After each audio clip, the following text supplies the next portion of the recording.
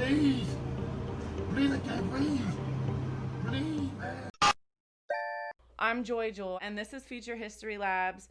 We have E-Man and Aaron in here that are doing all the setup, everything that you see. Des and Conscious, and thank you guys so much. I'm going to tag you guys in a bunch of stuff after this. When George Floyd went viral and we were watching this video, I was so overwhelmed with emotion. Since then, I've just literally couldn't contain myself. And I felt so strongly, because I'm very empathetic, that I called Aaron and I'm like, yo, we have the power to do something. We can talk about it, we can post about it, we could do all these great things, but why not bring a platform for people to feel heard, to feel loved, to feel endured, and something that we can mourn together, but also look for a better future, look for hope. So that's why we decided to start this, and thank God Aaron supported me on my idea, because I feel like this is the first step, bringing awareness and talking about it. This isn't about publicity. This isn't about attention. This is about awareness and coming together as white people, black people, multicultural, brown, yellow, whatever your preferable label is, that we can come together and see that we can be family. So before we start, Des, can you tell us a little bit about what you do? I know you're an activist and you're involved in a lot of nonprofits in our community. Do you mind sharing about that a little bit? Sure. It's funny, the word activist, my brother brought that to my attention the other day, because I don't necessarily enjoy labels. I have a little bit of a following, and I do tend to speak out about things. I always try to temper it because of the fact that, as artists, I think we're an emotional breed. And, Aaron, you'll agree about that, and I'm sure you can agree about that. And I never want to say things out of context or have the message get lost in the anger. I think that it's always important to measure that. Now, that being said, I understand anger, and that was my first sentiment when I saw the video, and the video was it was everywhere, of course. So you could log on to social media without seeing it, and my anger stemmed from the fact that I already knew. The timeline already ran through my head. This is another black man that's going to die. They're going to smear his name.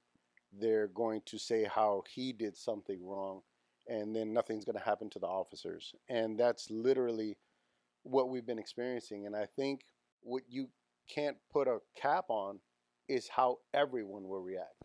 We all feel it. We all feel it because if you're anything darker than a nice shade of beach tan, then you've had it. There's been a snicker. You've walked into a nice restaurant and somebody looked at you funny, or like me, growing up in Arlington, going shopping with my friends, and my friends didn't look like me in Arlington, and I was the one singled out at the store, asking me to open my jacket because I was automatically stealing something. So I remember replaying that for weeks and being angry about it. But at the time it was in high school. But I can't imagine that at my reaction at 21 or 23 or 25, or having it broadcast to the world consistently now. And that's the one great and horrible thing about social media, is that it's in your face. There's no hiding it, and then videos consistently come out, and the anger grows because now you see them beating them up in the car before anything happened, and it's just again, I had played it in my head over and over again, and I had hoped for a different result, but I knew, and it was sad. It was sad and angry all at once in the moment. That's what moved me to do this, because I saw that and I saw all these videos and everything that's been going on, and I just lost it. Like, my heart just broke and I was crushed. And I'm like, dude, if we have this talent, why are we not using it? And then at least starting the conversation. Hopefully at the end of this, we can talk about maybe some call to actions and what we can do in our immediate community, if not today, then tomorrow. But that's where we're opening the conversation now. We're not here to put out false facts or fake news or anything like that. This is about love. This is about community, and really just a platform for us to express ourselves. So leading with that, now I want to introduce Conscious. He's an amazing musician, an activist in the community, and you've been doing this for the long haul. This isn't just a phase for you. This isn't just like a you saw the video and now you're mad like the rest of us are. This is something you live, breathe, and eat. So can you tell us a little bit about what you do as an activist, and tell us about your music a little bit, and then we'll dive really deep into conversation. Well, just from an activist point of view, I do a lot of work in the community with underserved youth and underserved communities. I hate even using that term underserved, you know what I mean? But it's factual. And so the workshops that I do center around theater of the oppressed training, which is conflict resolution and team building, and using hip hop and spoken word as the adhesive to bring communities together. The creative writing workshops I focus on just giving youth a platform where they can express themselves creatively and to be in a judge free environment. You know what I mean? With the goal of creating a space where peace, positivity, and acceptance can thrive. You know what I mean? We don't celebrate ourselves enough. You know what I mean? And the youth that I deal with, they don't even see themselves. They don't even see their future selves. They don't even understand. You know what I'm saying? How they fit into this pattern of being a contributive member to society. You know what I mean? And so when we fast forward now and we're talking about the unfortunate, you know what I'm saying, circumstances of George Floyd, right? It's like I'm livid and I'm pissed off. You know what I'm saying? And even at my age, in the latter part of my 30s, like I still feel that youthful energy of disgust that's going on. You know what I mean? And I'm not gonna sit here and say, "Yo, burn everything down." But in the same token, it's like now you dealing with a group of people who backs up against the wall. You know what I mean? And with regards to race relations, it's crazy because I've had a lot of unfortunate bad experiences. I'll tell you a situation. I was at a basketball game my little brother was playing, and my little brother was really good. It's this white guy, and he's standing. I did not know he was the coach of a high school in this area, like a prominent high school in this area. I'm not saying any names or anything. This was like years ago. And at this game, all of the black folks are sitting on one side of the gym, all of the white folks sitting on the other side of the gym. One of the people in on the white side of the stands yell out the N word to my brother after he scores a basket, right? And so I'm one. If you give it power, then it has power. So I really don't trip off that. You know what I mean? So the game is still going on, and so the guy standing next to me yells it out too. Funny thing was, I was standing in the doorway of the game, but this white guy was standing beside me, and so I'm like, man, what are you like? Where is all this coming from? And he swings on me, right? I'm talking about big brawl in the gym, everything, and made the news and everything. And after that point, I knew that there was that racism is far from dead. You know what I'm saying? And I think we all in our individual way try to ignore it. It's so thick. You know what I'm saying? Being a person of color, you surrounded by it so much. Even when you try to ignore it, you can't. You know what I mean? Like I have an 8-year-old son. I have to tell my 8-year-old son that you are a threat to society just by the color of your skin. That's hurtful. You know what I mean? To sit there and, you know what I mean? You got to like Even more so, society's a threat to him. Yes. The same token, I have an 11-year-old, and he's lost right now, not because he's young and naive, but because he simply can't understand how he can see something that is so wrong, and adults can't, and he's incredulous about it. And my son has friends of all nationalities, but I have to tell him this: there will come a time where you may, because of the choices of who you are, even your own color, you're going to find yourself in a situation that's dangerous, and you have to understand that. He doesn't. He simply can't, because as we're young, we don't see that. But Dad, these are my friends. I'm saying, have all the friends you want. Dad, but we're all the same. We are all the same. Dad, but we're all people. We're all people. So we're all equal. No. And that's the part where I have to inform him. And it breaks my heart. It's funny because the people that will never experience that will never understand that part of it. As, oh, well, it hasn't affected you directly. Well, you're right. But there's that, like you said, that cloud. And it is that thick. And I don't know when it'll happen. I don't know at what point in his life he'll experience it, but it's almost a guarantee. It's almost a guarantee. I mean, I've sat at a bar and some drunk guy was like, it's all the N's and the S's, the black and the browns, at a bar out loud, and it was okay. Now, I reacted. My friend reacted. The manager came out immediately. He did what he was supposed to do, asked the gentleman to leave. But there were two reactions in that bar. There should have been, everyone should have reacted in that bar. There are people that felt like me, that were angry about it. There are people, like you said, that just ignore it because it is what it is, man. It's where we live. But there's that other segment of people in that bar that agreed 100% with that guy. So let's talk about that. Do you feel the riots and the looting and the destruction is a form, an effective form of protest? I'm going to say that it's appropriate. You told people that they couldn't go out, that they had to stay home, and that they had to wear masks. And there were people that marched on their city capitals with weapons. That's an immediate, visceral reaction to being asked to stay home and wear masks. And yeah, you can't go to work for a little while, but you're okay. But then you want to say, hey, you're overdoing it, when a person of any skin color is marginalized and murdered for the world to see. And there's how do you classify? And I made a statement, while I don't condone, because destruction is destruction. Yes, buildings can be rebuilt, but some of these businesses are minority owned. Some of these businesses are black owned. Let's be honest. Some of these businesses have deficit to people that are minorities. So in that, I am mindful of that. I'm mindful of that. You know, somebody built that with their hands. It's somebody that looks like me, that looks like you. But at the same time, while I don't condone, I'm not gonna sit here and say, hey, I agree, I would have done the same, but I understand it. I understand the outrage 100%.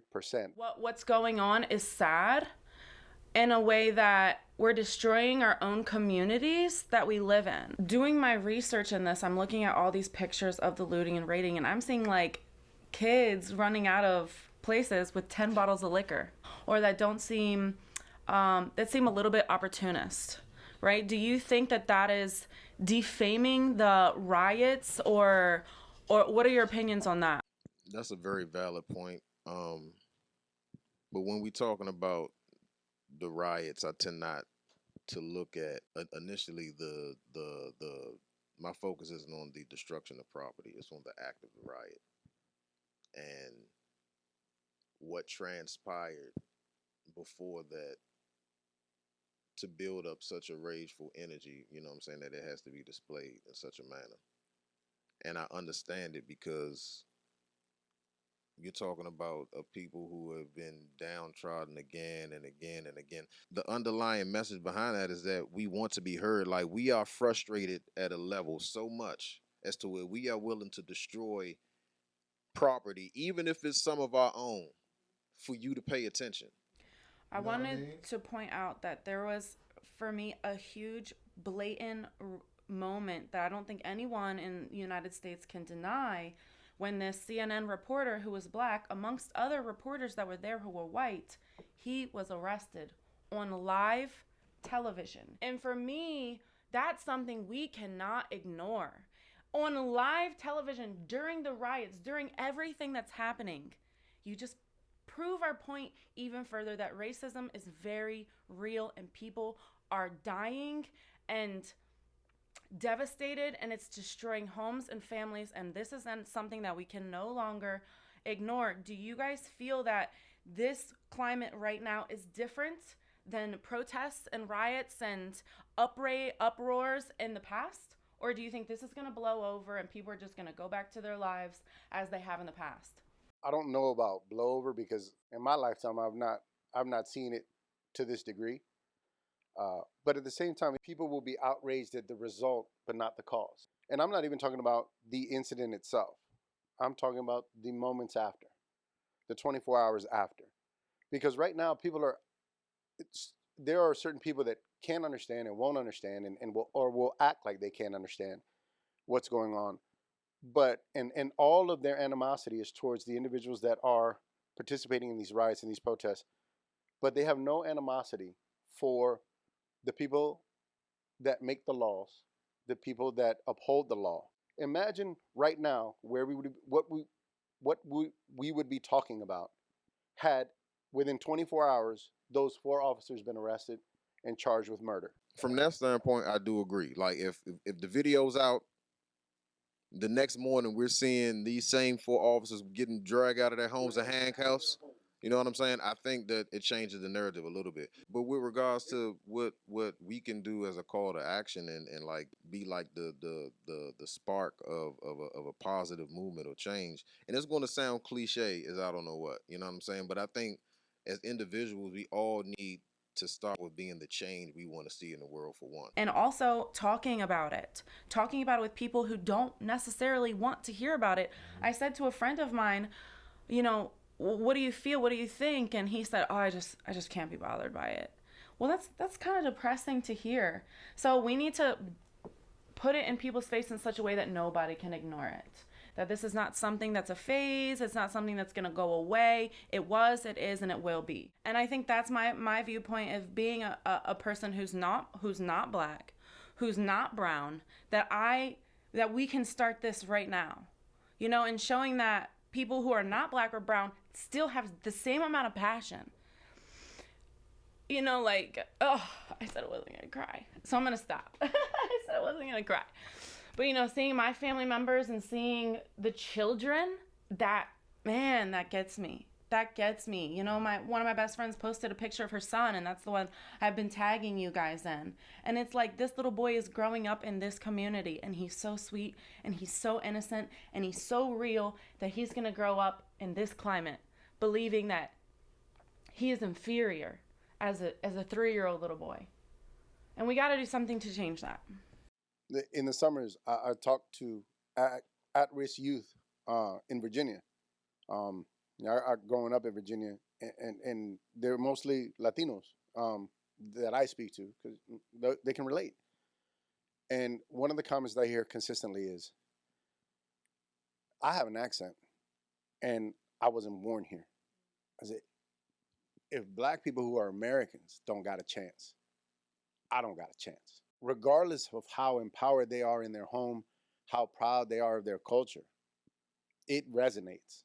You know, and just to speak on kind of what you were saying, that inferiority wasn't bred into them. They weren't brought up that way in their home. Now they're at-risk youth because, again, they weren't born here. They're targeted. They live in gang affiliated areas and things like that, and or they've gotten into trouble because of who they socialize with. But some of these kids are proud. Like, some of these kids are strong, but they'll tell me, and like, I got an accent. I will say, I'm not even, I'm here on a, because of my parents or because I'm, da da da da. If they're Americans, born here, and they don't got a chance, I don't got a chance. They see the treatment that American-born young black men go through. The black culture goes through, and they're like, they're here. They're here. That's an American person. Look how he's being treated. What can I expect? Do you think that finally, and of course, I mean, what just transpired is very unfortunate and tragic, but do you think that because of this, finally more people are at a level of, damn it, enough is enough, man. Enough is enough. You know what I mean? And yeah, you know what I mean? Like enough, and so in this tragedy, forgive me, universe, for saying this. In this tragedy, there's beauty. Right? You're not mistaken. It's a hard thing to say. You know what I mean? But in this tragedy, there is beauty. You know what I mean? And I think if we extract that positive energy that can be taken even in this darkest moment, you know what I'm saying? As a jail, you know what I mean? To bring us together, like from an artistic perspective, like I have a group, Classically Dope, right? It's very purposeful that I'm a melanated MC with a quintet of 5 white folks. It's purpose. It's very purposeful. And so I asked the question, do you think enough is enough? Because I want to show, even from a musical artistic standpoint, like, even though we look different, we share a similarity. And that similarity that you're seeing here is a similarity of beautiful music. Like, who doesn't like beautiful music? Like, who, you know what I mean? So I think we have to create a new. I think we're at a point where a new narrative can be created, and now people can really look at like, yo, like, all right, your skin is different. So effing what? You know what I mean? I think you don't have this conversation without white Americans participating. Like you don't. This isn't. This isn't.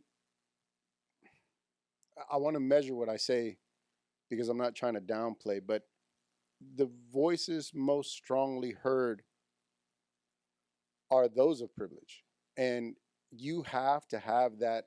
And again, I want to temper that with saying not that's not me saying it, but that's the public. The public needs to see that. I mean, Tom Brady, who never ever speaks out about anything that isn't football or family, or Uggs or whatever, he posted "Make America Great Again" hat wearing Tom Brady. Posted this on his page, and that's never happened. Adidas, whose biggest competitor is Nike, reposted, retweeted Nike's tweet about this. And you're talking about two competitive companies that are some of the biggest in the world, literally holding hands on Twitter. This is people in power, people in a position of power need to start having this conversation loudly, because as you know, whatever we can do is extremely important, but it has to resonate. It has to expand. It can't just echo. It has to get louder and louder. The conversation needs to get louder, and it has to happen on every demographic, on every cultural side. Because if it's a one-sided discussion, that's never going to work. People have to take responsibility and say, hey, you know what? If George Floyd looked like Tom Brady, that would not have happened. That would not have happened. People need to be honest, say it, accept it, and speak out about it. And because if you Photoshop that picture and it looks that way, you have a whole different group of people speaking about it. I do think as artists, us being artists, like this time is very powerful for us that we can actually use our artistic measures and platforms to kind of bring forth a call to action. You know what I'm saying? And I think with stuff that we create and put out to the masses and encourage others to be positively creative as well. You know what I'm saying? I think that can be like the catalyst to some type of adhesive amongst people. And that's why Tyler Perry's studio in Atlanta is definitely a big key right now. If people like it or not, it's still something that could drive into media, and us as artists in here can do something about it as well, because you make a song, 100,000 people listen to it, that's 100,000 people who listen to it. It doesn't have to be the biggest of people, because no offense, I don't know none of them, I know us. Good for them, but what are we doing right here? And that, as artists, what I think that we can do. When I'm doing shorts with my friends, when I'm doing paintings, music, I feel like I have a responsibility to say a message as well. And I think if enough artists and creatives do that, I think that can make a big impact. I follow a lot of artists, and shamefully, it's the artists with the least amount of followers. And when I'm talking visual arts, it's the artists with the least amount of followers that make the loudest statements. To me, it pisses me off that these artists that could make the biggest statements don't. It's heartbreaking, and sometimes it feels defeating, because it's still my job. Well, not my job. It's still my passion to do what I'm going to do. So my painting is going to go. My painting is going to happen. I hope to have it done this week. But why aren't there more? Why isn't every visual artist that I know doing something like that? A whole nother, and that's just a reflection of our society in general and what's going on. But I think that what people can take away from this, maybe we can talk a little bit more about call to action, because we want to educate people and bring awareness, but we also want to let people know what they can do. So maybe if you guys each can touch on a point or two of what you feel like is the strongest call to action from here on out, and how we can show love and support and be a community. And then we'll wrap this up. I think you said it. Show love, be a community, and don't succumb to it, but participate in it positively. if you're an artist, do something, say something.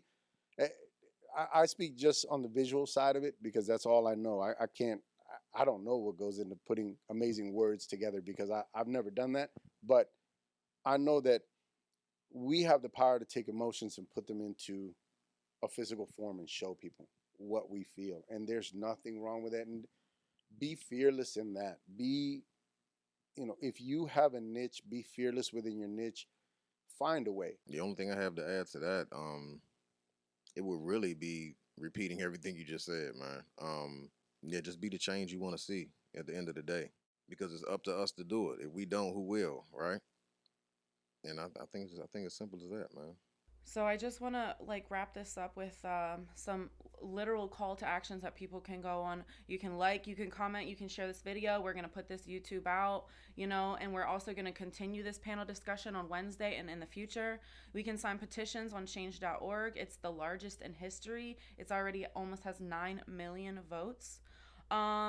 You can donate to the George Floyd GoFundMe or start your own awareness. That's something very simple that we can do.